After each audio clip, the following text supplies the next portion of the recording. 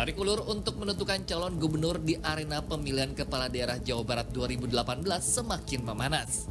Ridwan Kamil, calon gubernur yang sejak awal didukung oleh Partai Golkar, PKB, P3 dan Nasdem, kini mulai ditinggalkan pendukungnya. Diawali dengan Partai Golkar yang secara resmi mencabut dukungan terhadap Ridwan Kamil sebagai calon gubernur Jawa Barat. Golkar menilai Ridwan Kamil tidak konsisten dengan kesepakatan awal. Dan tidak tertutup kemungkinan angin dukungan politik Partai Golkar kembali memberi signal kuat untuk mendukung Deddy Mulyadi, Ketua DPD 1 Partai Golkar Jawa Barat. Dalam keterangannya, politisi Golkar Idrus Marham mengatakan alasan Golkar mencabut dukungan terhadap Ridwan Kamil karena Ridwan Kamil melakukan konvensi dalam memilih wakil. Meskipun sejak awal Partai Golkar sudah mengajukan Daniel Mutakin sebagai wakil Ridwan Kamil. Senada dengan Idrus, Ketua DPD Golkar Jabar Deddy Mulyadi mengatakan Ridwan Kamil dianggap tidak menindaklanjuti rekomendasi Partai Golkar untuk menggandeng Daniel Mutakin sebagai bakal calon wakil gubernur hingga batas waktu yang ditentukan. Apabila itu perubahan-perubahan yang akan dilakukan oleh mereka, kita dahulu kita melakukan perubahan, kita cabut. Ya itu aja alasannya, kita tidak ingin bahwa apa yang sudah diputuskan itu tidak dilaksanakan, bahkan tetap melakukan komunikasi politik dengan yang lain untuk melakukan perubahan. Dan kemudian yang berikutnya yang menjadi problem kita juga adalah dilaksanakannya konvensi. Dan konvensi itu tidak diberitahukan kepada partai. Nah logikanya kalau menyalakan konvensi adalah Partai Golkar diberitahukan sehingga Partai Golkar mengutus atau membatalkan. Penarikan rekomendasi dari Partai Golkar terhadap Ridwan Kamil ternyata membawa efek negatif bagi keutuhan koalisi pendukung Ridwan Kamil. P3 dan PKB disinyalir akan hengkang pula dari koalisi pendukung Ridwan Kamil disebabkan persoalan serupa. Meski demikian, elektabilitas Ridwan Kamil dengan nilai 16,8% hingga 64% menunjukkan tingginya angka dukungan masyarakat di Jawa Barat. Lembaga survei Saiful Mujani Research and Consulting memaparkan, Wali Kota Bandung Ridwan Kamil memiliki potensi besar memenangkan Pilkada Jawa Barat tahun 2018. Ridwan Kamil itu menempati saat ini secara konsisten di berbagai simulasi survei menunjukkan dia unggul. Keunggulan cukup signifikan dibanding lawan terdekatnya yaitu Deddy Mizwar. Sementara itu, posisi Deddy Mizwar semakin tertantang setelah Partai Gerindra akhirnya secara resmi mengusung Maijen Purnawirawan Sudrajat sebagai calon gubernur Jawa Barat. Pendeklarasian Maijen Purnawirawan Sudrajat sebagai calon gubernur Jawa Barat dari Partai Gerindra ini langsung dibacakan oleh Dewan Pembina sekaligus Ketua Umum Partai Gerindra Prabowo Subianto. Partai Gerindra mengusung Maijen Sudrajat menjadi cagup Jawa Barat berdasarkan musyawarah ulama dan umaro di Jawa Barat. Selain itu, sepak terjang Maijen Purnawirawan Sudrajat tidak diragukan lagi untuk memimpin Jawa Barat 5 tahun mendatang. Pasca Partai Gerindra mengusung Maijen Sudrajat sebagai calon gubernur Jawa Barat, disinyalir terjadi gonjang-ganjing di internal koalisi pendukung Demis. Menanggapi hal itu, Deddy Mizwar membantah keras. Menurutnya, kondisi partai koalisi saat ini masih solid. Tidak ada aksi tarik dukungan partai dari koalisi. Saat ini, partai koalisi yang mendukungnya sebagai calon orang nomor 1 di Jawa Barat masih tetap dari Partai Demokrat, PAN, dan PKS. Ya, kembali kita lanjutkan perbincangan di jelang Pilkada. Masih juga Anda dapat berinteraksi bersama kami di telepon 02151551111. Kalau tadi P3 sudah punya, dengan koalisinya sudah punya paket lengkapnya. Ini ada paket hemat atau panas atau paket apa gitu.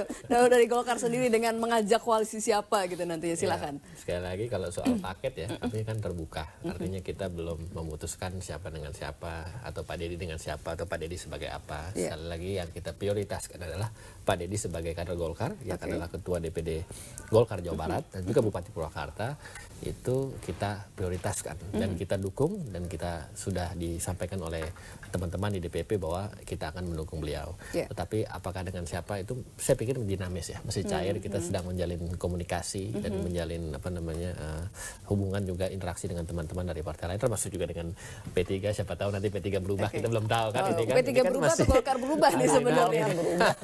Karena sekali lagi dukungan sudah fix kepada Dedi. Ya, itu sudah dibicarakan kemarin, kebetulan saya sempat ketemu dengan beliau di Munaslup dan juga teman-teman DPP lain sepakat dan suratnya sudah keluar bahwa memang dukungan kepada Ridwan Kamil itu kan sudah dicabut ya. Sedang bagaimana nanti kita pemantapannya, konsolidasi ke depan supaya kami semua khususnya Partai Golkar ini mampu memenangkan Pak Deddy Mulyadi gitu di Pilkada Jawa Barat. Ya, atau tadi seperti yang pemirsa yang terakhir mengatakan cari pemimpin yang tadi yang bisa membuat warga Jawa Barat ini tidak bermigrasi ke daerah lain atau sampai menjadi imigran. Nah, ini menarik ini. Ya, ini tadi yang disampaikan oleh Pak Hasan ya tadi. Iya, dari Riau. Dari Kepri ya. Itu saya pikir itu fenomena yang cukup sedang muncul ya saat ini khususnya di Jawa Barat ya.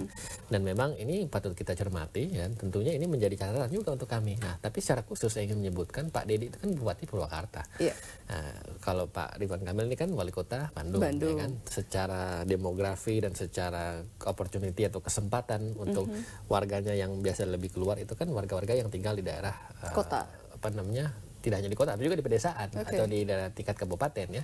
Nah, ini saya pikir ya dalam segi manajemen mengelola wilayah dan juga kependudukan dan juga masyarakat ya tantangan itu lebih banyak justru ditemui oleh Pak Deddy ya di wilayahnya itu ketimbang Pak RK di kota Bandung ya. Saya pikir ini bukti konkret bagaimana Pak Deddy itu mewujudkan atau membenahi dan juga meningkatkan ya bagaimana tingkat kehidupan di Purwakarta itu sudah berhasil dan sudah bisa dilihat di survei bagaimana beliau itu mampu memanage itu. Nah, sehingga itu juga dijadikan modal dasar seperti yang tadi disampaikan oleh Pak Hasan tadi menjawab pertanyaan itu. Ya kalau memang berhasil di Purwakarta, mengapa tidak di tingkat provinsi di Jawa Barat? Ditarik lebih luas lagi luas lagi. Baik, ada pemirsa lagi yang mau bergabung bersama kita. Halo, selamat malam. Halo, selamat malam. Dengan siapa di mana? Ini dengan Pak Parman dari Riau, Bu. Oke, Pak Parman dari Riau ya. Oke, kembali dari Riau. Silakan, Pak. Iya. Gini, Bu, menurut saya, semoga Indonesia itu sudah berjalan. Jadi ya saya kurang setuju kalau pilkada itu ditunjuk langsung oleh presiden, oleh pejabat yang mungkin terkait yang di atas. Jadi menurut saya demokrasi kita sudah berjalan dengan lika-liku yang mungkin dari selama ini udah ini kan mungkin beberapa rumusan aturan dan terakhir pilkada langsung. Jadi yang perlu dibenahi adalah mungkin tingkat partai itu mungkin selama ini ada isu-isu mungkin mahar itu yang perlu dibenahi. Ya, mungkin mahar tidak adalah terlalu mahal, jadi dia tidak membebani calon. Nah, terus mungkin ya tadi di bawah perlu sosialisasi dengan masyarakat. Nah, yang disampaikan itu memilih pemimpin yang jujur, adil dan merakyat. Itu yang perlu dibenahi. Tapi kalau tunjuk langsung ya, secara pribadi saya kurang setuju. Jadi seolah semoga kita mundur gitu. Sudah selama ini diperangi, kan? Sudah ini kita kebar-keborkan, terus harus kembali lagi itu jadi kurang bagus menurut saya.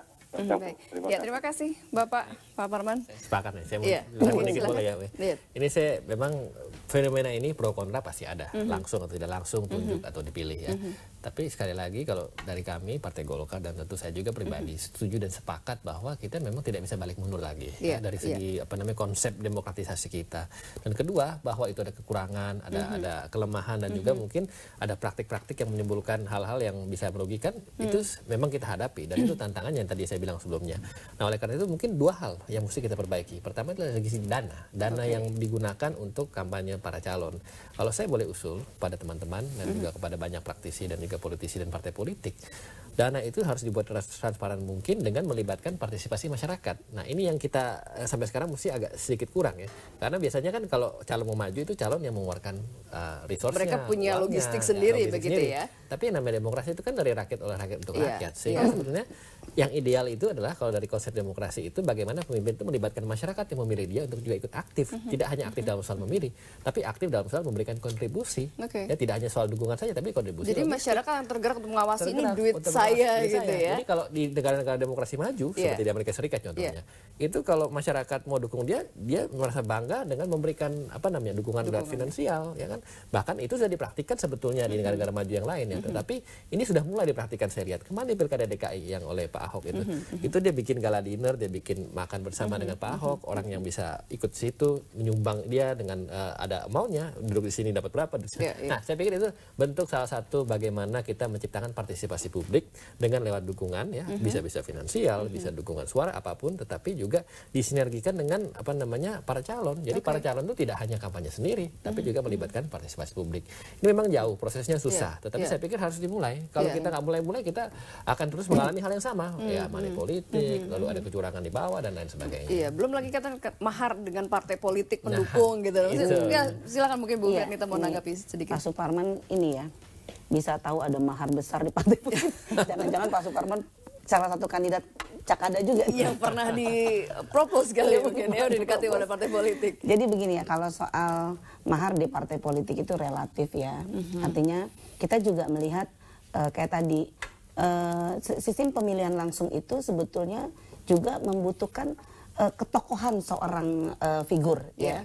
Kalau seandainya ketokohan dia bagus, ketokohan dia bisa mendapatkan akseptabilitas daya terima masyarakat yang baik, saya rasa juga tidak terlalu banyak mengeluarkan biaya ya. Artinya itu bagaimana calon kepala daerah ini memaintain dirinya ya ketika dia ingin maju sebagai calon kepala daerah. Pertama adalah program-program kerjanya, misalnya seperti RK dengan UU jelas itu kota dan desa, ya kan, kombinasi antara Priangan Timur ya kan dengan Priangan Barat. Ya artinya kombinasi yang sudah sangat mumpuni yang bisa mewakili hampir lebih dari 60% masyarakat Jawa Barat.